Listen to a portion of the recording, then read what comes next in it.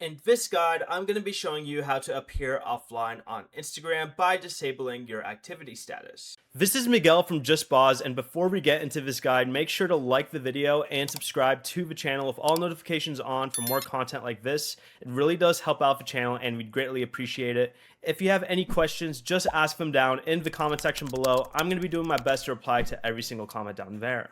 Open the Instagram app and go to your profile. Once there, tap the three lines in the top right corner to open the settings menu and scroll down to the section labeled How Others Can Interact with You. Then select Messages and Story Replies. Under the category that says Who Can See You're Online, tap Show Activity Status. Turn off the Show Activity Status toggle, and once disabled, other users won't be able to see when you're currently online or when you were last active on Instagram.